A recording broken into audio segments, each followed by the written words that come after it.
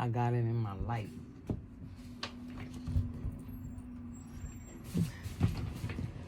Okay, so let me see if I can turn it down. Okay. All right. You don't need to see me. You just need to see what I'm doing. Hi. Okay. This is like being shown.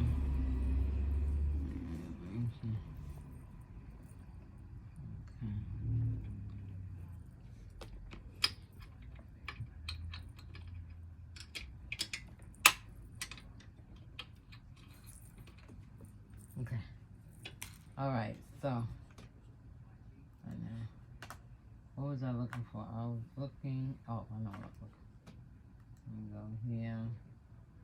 I'm trying to think if it's.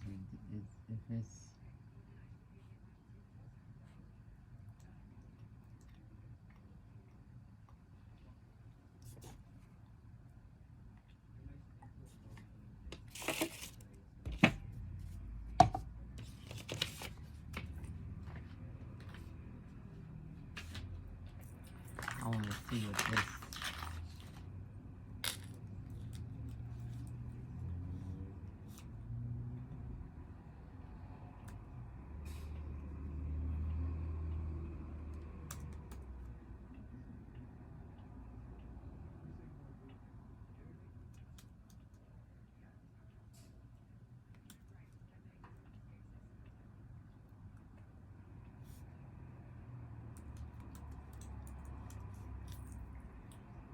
Okay, so here you go. New York Department of Consumer and Worker Protection, DCWP Commissioner, Villa Vera Mayuga today announced nearly $3 million in relief secured for workers from 6 major businesses to resolve violations of the city workplace laws. Taco, which consists of White Castle, Taco Bell, Domino's Pizza, Amazon, Farmery Grocery Store, and Public Preparatory. Let me see if I can get up here.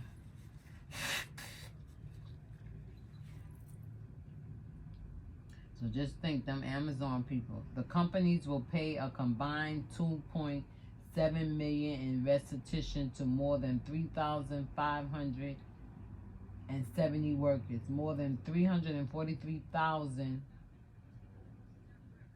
in civil penalties and costs, and must comply with the law going forward. Working class New Yorkers are this administration's top priority. Those in prison, we stand up for that. I want to know what happened. Okay, will pay more than $19,000 in restitution to an investigation found that at 10 locations across the city, Taco Bell violated the fair. So that's going to be in every borough, not just the Bronx. Taco Bell violated the Fair Work Week law and the Pay Safe and Sick Leave law by failing to consistently provide workers with paid, safe, and sick leave. Wow, because Danielle was sick. She wasn't sick during the COVID. She didn't get COVID, but she was sick, right? Who's to say? Maybe she did, but she never was diagnosed with it. So, and she went to the doctor. Each time she got sick, she went to the doctor, and it wasn't COVID. And, wait, I think one time she did. No, she didn't get it. Okay. But she had gotten sick, and she was asking them for,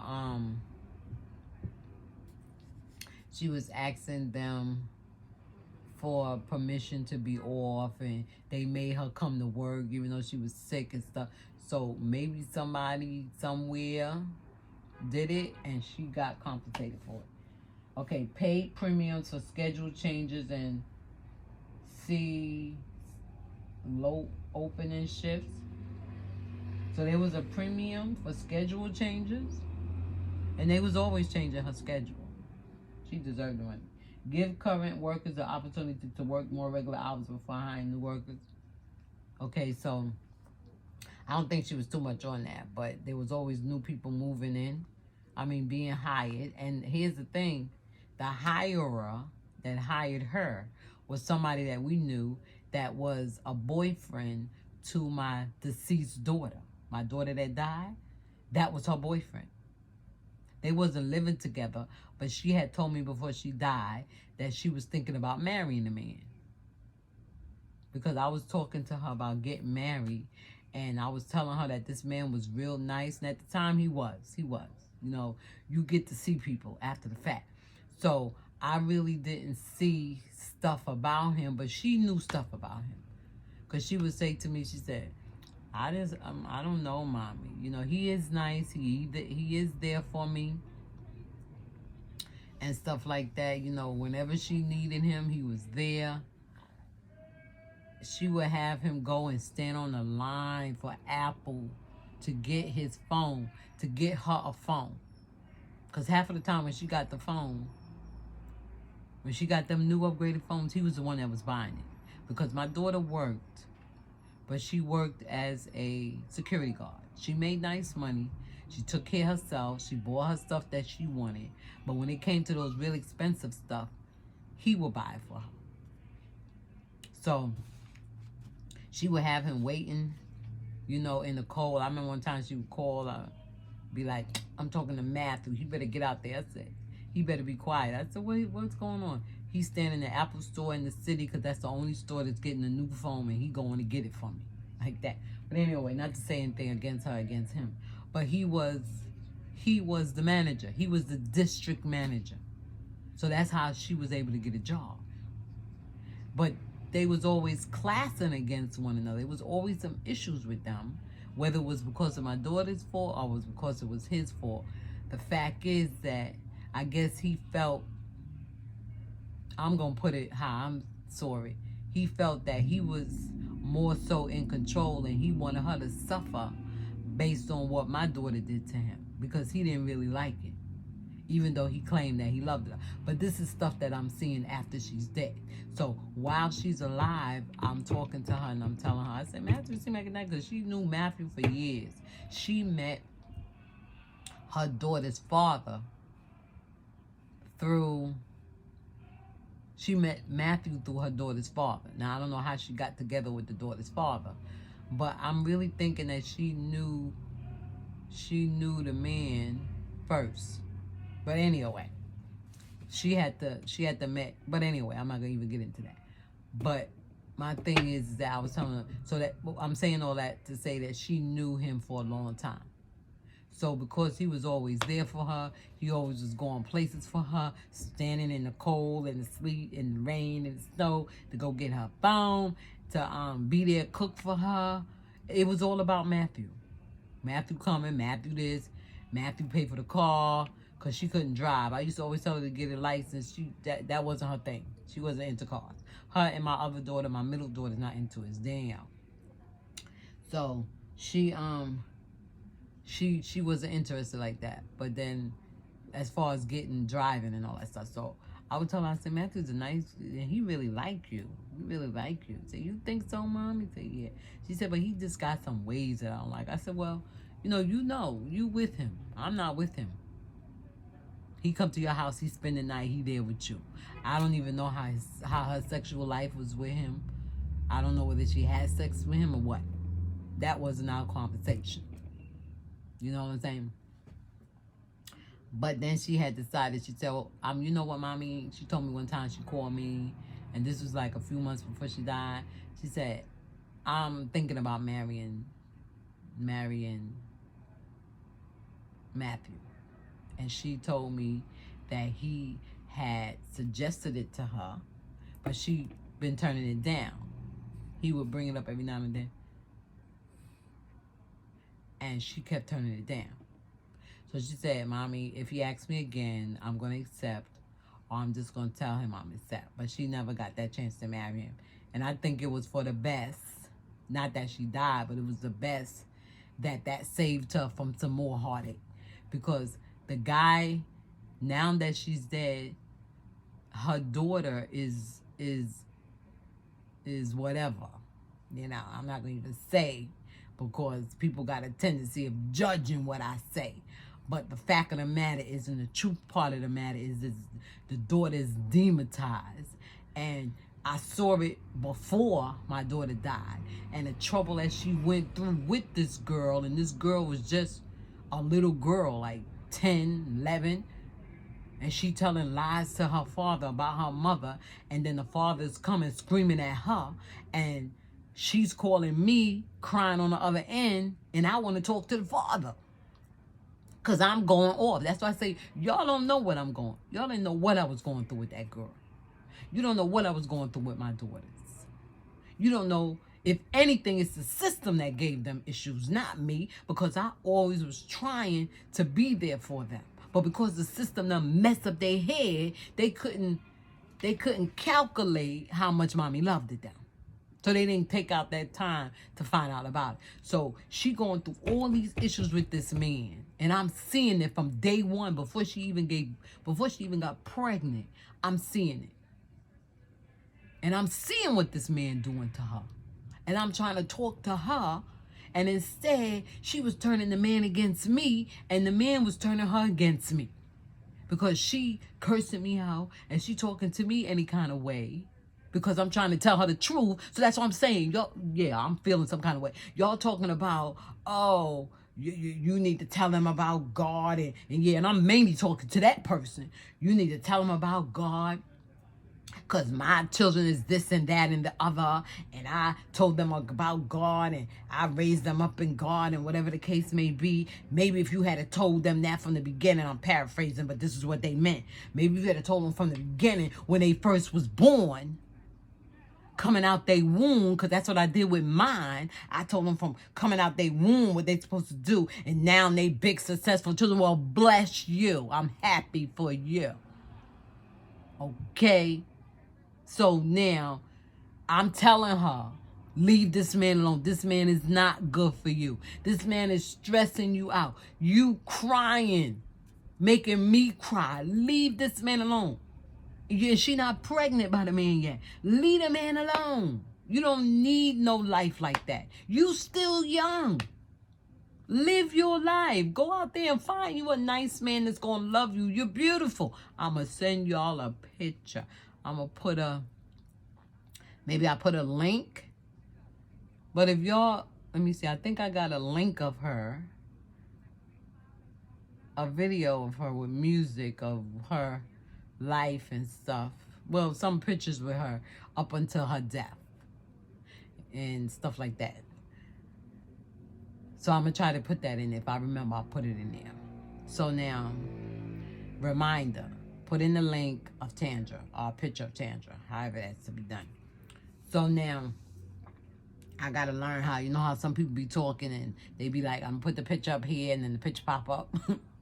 I don't know them skills yet, but I'm going to try to learn them. Okay, so with that being said,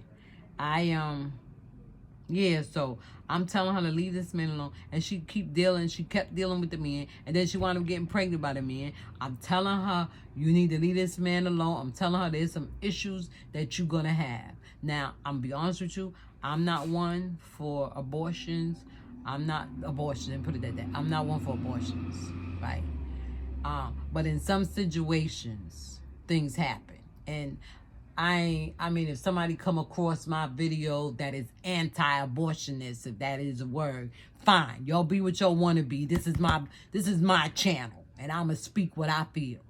Okay, so in some situations, a woman may get pregnant, a girl may get pregnant, or a child may get pregnant. So understand them different stages of a girl, right?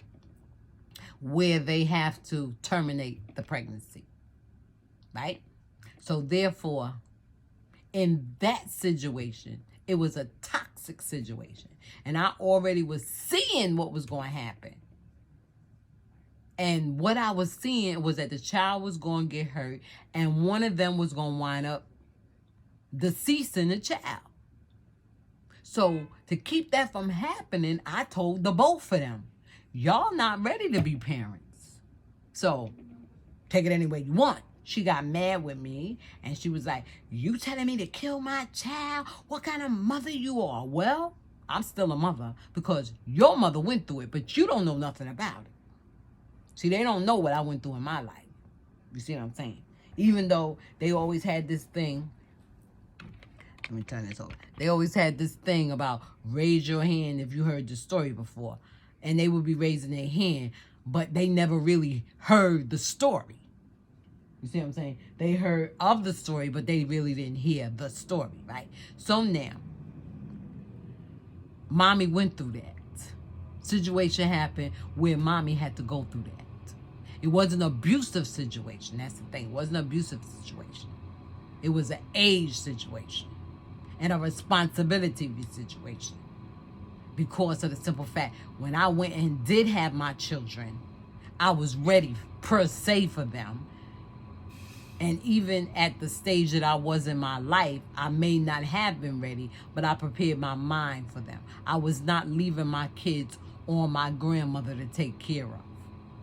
She could be there to help me if she choose to, but I wasn't going to have a child at an age where mommy had to take care of them. I mean, fully take care of them. Let it, not in the fact of it being my choice. It's being that is the reality of the situation. Now, I'm taking care of my grands in a sense, but that's by my choice. You see what I'm saying? That's not because my daughters can't take care of their children. They can, because after all, the daughters is here with me taking care of their children. With that being said. So now I'm telling this daughter that y'all not ready to be parents.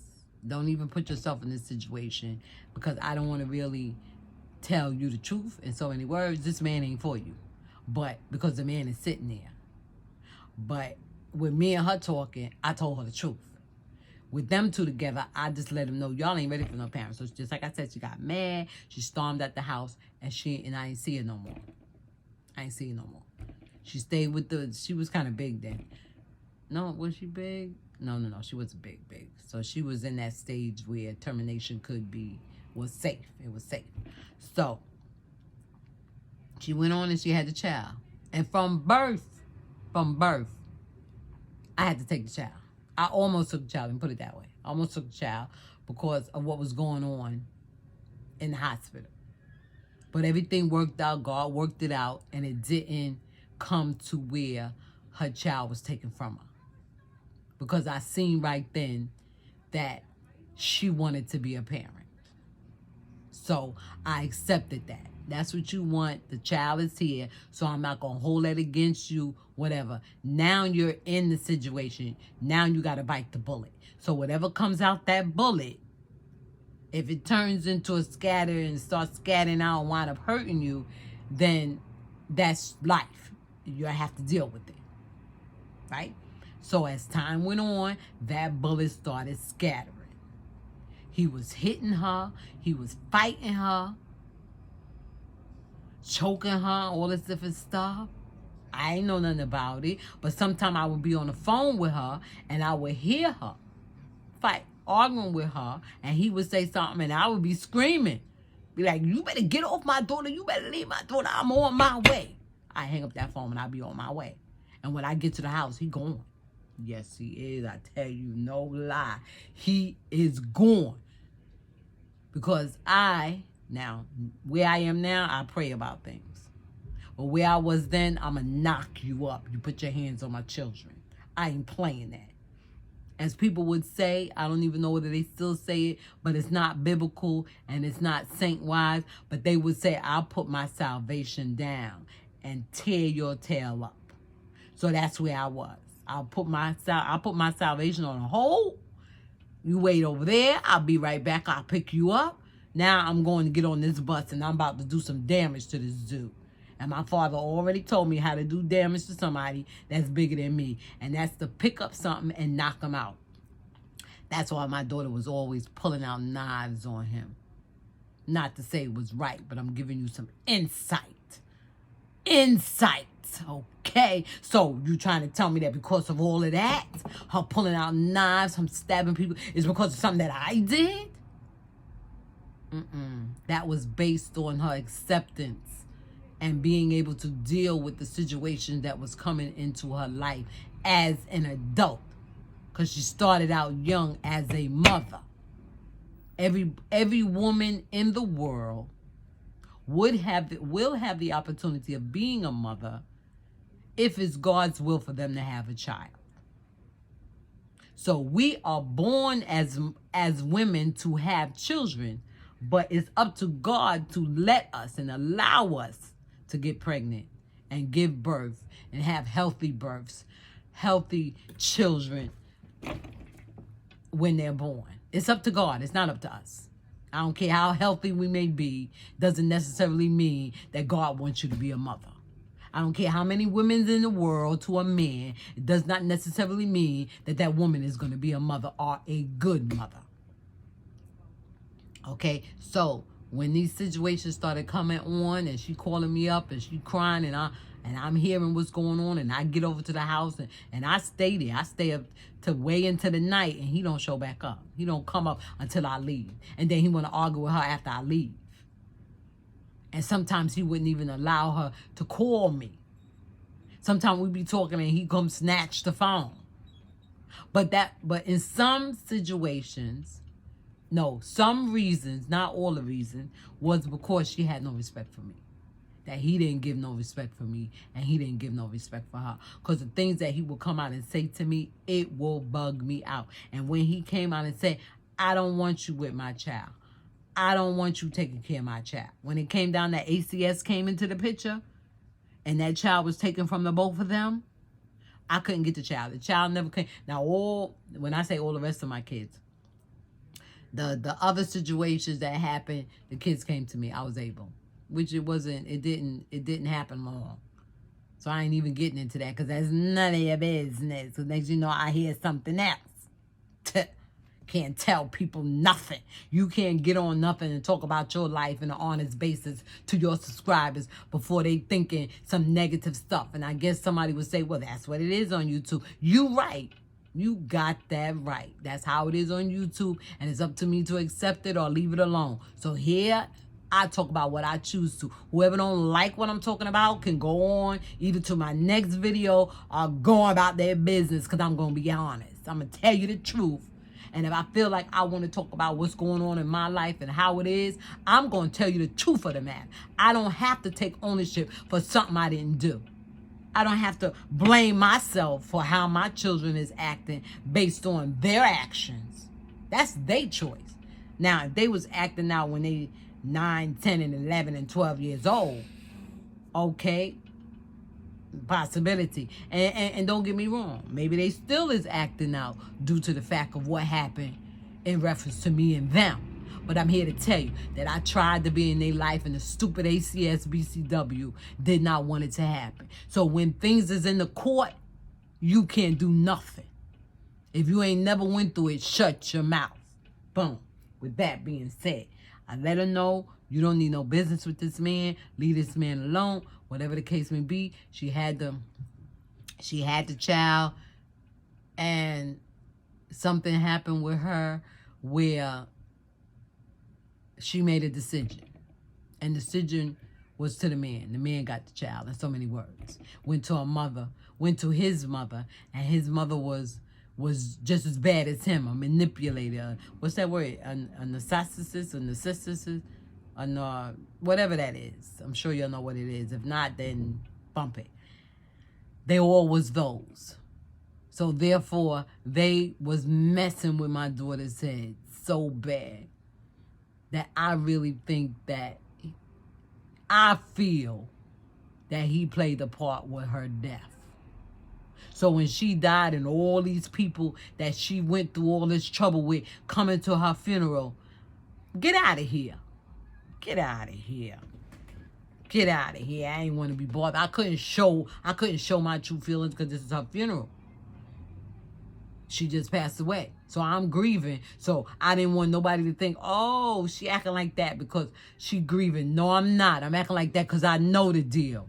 And I know you devilish, and I know you never had no goodness for my daughter. And I was trying to get her away from you. And yeah. But because she was old enough to make her own decisions and at a place in her life to decide what she wanted to do, there was nothing else that I can do. Because if she was still a child and underneath my, what is it? My taking care of. And I would have walked in that house and took her. You coming with me. Pick you up and take you out. Just like I did when she was a baby. I picked up and took her out of the situation and went down the hill with my friend's house and stayed there until I got my brain together. And when I got my brain together and came back home, I told my husband, you got to get out of here. You're not staying here because my child come first. And according to ACS, as long as you here, I won't get my children. So you know what? You got to go. He go and talk to my father. But I'm going to go talk to dad. Like, who the craziest dad? Dad is my dad. He's your dad-in-law. So he should have been looking out for what I said. He should have been looking out for the safety of his grandchildren. He worrying about his son-in-law. Or whatever. So I'm the type of person, I pre-plan. I overthink things. So I was overthinking how I'm going to get him out my house. So you can go talk to daddy. You can talk to Cactapoo. You can talk to your mama. You can talk to your daddy. I don't care. These are my children, and this is what I'm going to do. And if you don't get your tail up and get up out of here, I'm going to get you out of here. Better yet, we going to leave. Because I ain't had no issue with leaving. All this stuff y'all see in my house, push come to shove where I got to leave it for the sake of my life and my family, I'm leaving it. Because just like I got it, I can get it again. Okay? Because I serve a God that a cattle on 1,000 hills is his. So therefore, he looks after the sparrow, so I know he'll feed me. Okay? So now, push came to shove that as she kept living, the situation kept getting worse and worse. The living situation. And when she finally made a decision, she finally left him alone. And he had to get out her house. You getting up out of here? Now let me come back here and find you here again. Because there was a time, if I'm correct, I did get a chance to go there and he was there. Let me come back and find you here. And I hear my daughter saying she don't want you in here. Well, you can and grunt all you want. I could do the same, but my grunt's going to hurt. So you take your choice. You take your choice. What is it you want to do? You want to try me? Try me. Because you won't like me. Okay? Yo, y'all just don't understand. I will build a house for my kids, and I will tear it down for my kids. I will fill it up with good stuff, and I will throw it out for my kids. Because ain't nobody coming in here interrupting my home. And now that I'm saved, you definitely ain't coming in here interrupting. You don't want to follow the laws of the God that I'm serving, then you got to get up out of here. I don't care whether you like it or not. So that's why I felt the way I felt in reference to my daughter getting a car and going on by herself. Because I'm doing all I can do, and I can't just get a ride. And she had said that. She said she was feeling bad, and she was feeling overwhelmed, and she was crying. And she was saying, because I know that you do this for me, you mind Lizzie, you take care of Lizzie. If I need something, give it to me. You there for me, and whatever the case may be. So I feel bad if I'm letting you down. So I told her, I said, don't even worry about it. But here's the catch. When you began feeling bad about the actions that you're doing that are wrong, I'm going to give you words of encouragement and advice, but I'm not going to try to wear down the feeling.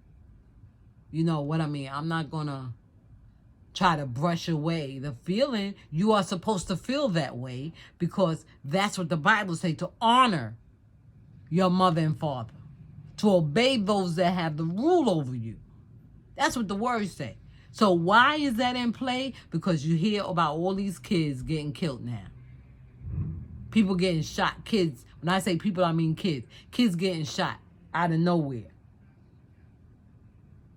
I don't know how many robberies took place since the new year came, where kids got killed. Because I'm here to tell you that if you are disrespecting your mother and your father, whether they together or not, if you're not being respectable to those that are of age, if you're not respecting your elders, but especially your parents, you're cutting your days short. Because that's a promise that God said. Honor your mother and father that your days may be long upon the land. The land is earth. Doesn't matter where you live, whether you live in America or you live all the way over in Alaska or Iberia. Doesn't matter. Your days will be long. So that means every culture that has children is supposed to respect their parents. Now here's the catch. Even if parents are being bad to them. Even if parents are abusing them. And you probably say, what? What's going on with that? That's right. Because God is going to take care of them.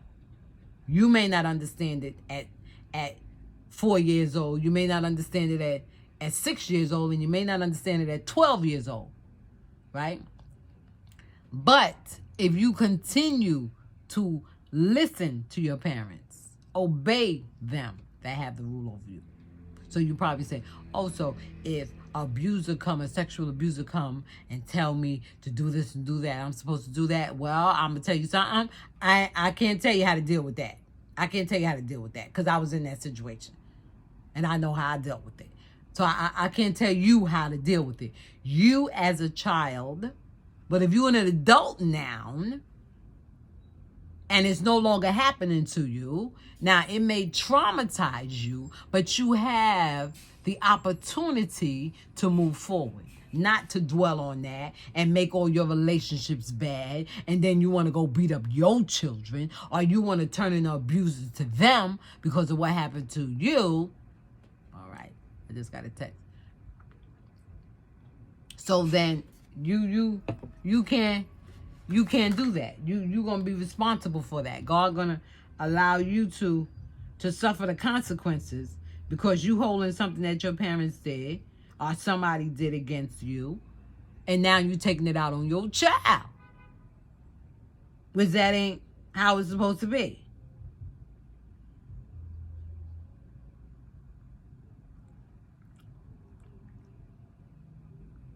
So now, with that being said, back to my daughter. So now, she went through all that, and as time went on and this child got bigger, and even though she separated herself,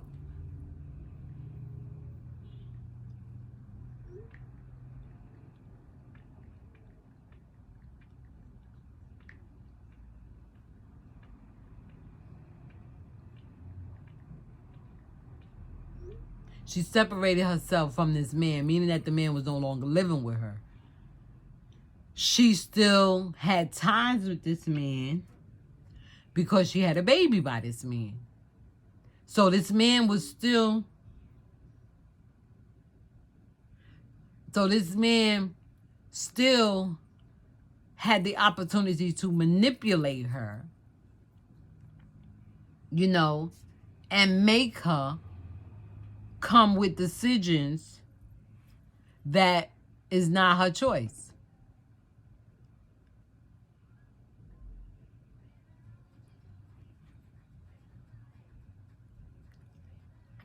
That's not her choice. And then when she make the decision, she does it how he wants it, but it's not what she wants. So now she's miserable. She's sad. That's why she drank a lot. She smoked a lot, which was weed, right? And she drank the whole lot that I didn't like. And I would tell her. And then as time went on, it started taking effect on her body because she was doing it. She started at a young age. She wasn't with me. So this is what I'm saying. These people, what are you talking about? If my child was with me at 11 and 12 years old, hopefully it would have been a difference, but at least I would have been there. I would have been in the lives of them. But they coming back to me at 16 and all this stuff. Come on now.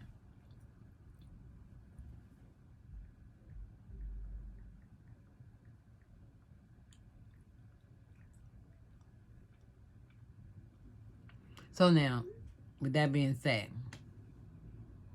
so she going through all of this with this man. And now, and here's the thing. Here's the thing. She don't have to interact too much with the man, but she has to interact with her daughter. So because he know how much she love her daughter, but she don't have no ties on her.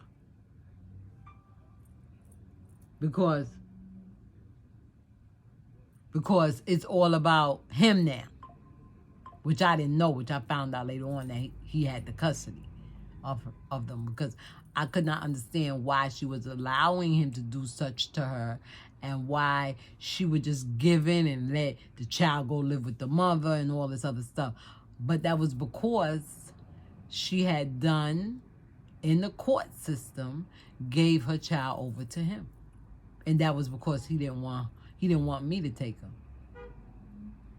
And since he was a father, which by right he makes the decision, but now they can't do nothing with the child.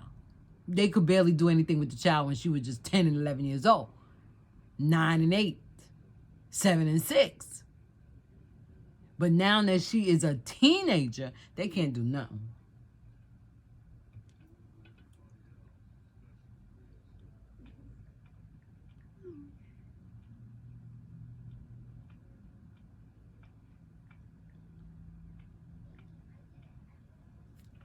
You know? So as time went on, I really felt that it got so overwhelming for her that she did not want to let me know. So she was kind of being standoffish, because I wouldn't hear from her in months. And I would call, but she wouldn't answer. And if I did call and she did answer, it would be like a one-word sentence conversation. You all right? Yeah. How is Tandra? Oh, she good. You sure you okay? Uh-huh. Okay.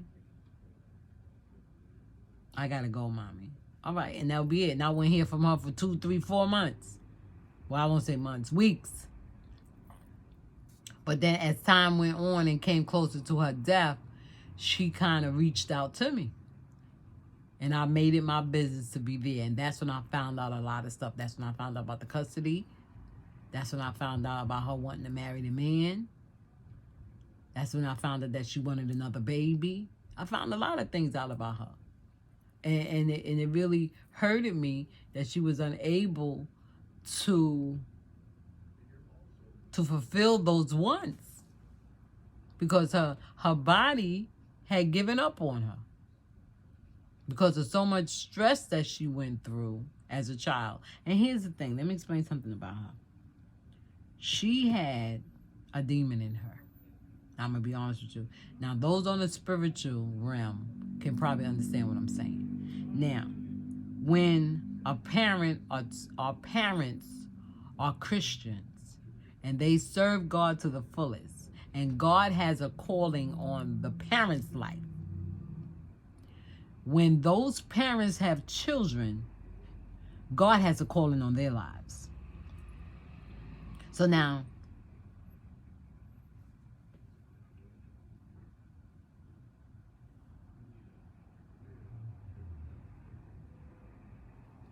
God has a calling on their lives. My daughter getting ready to call me, so we're going to get interrupted. So now, the devil had to get one of my children, if not all of them. So now, as long as they was in the church, you know, okay, I got to take, they was covered.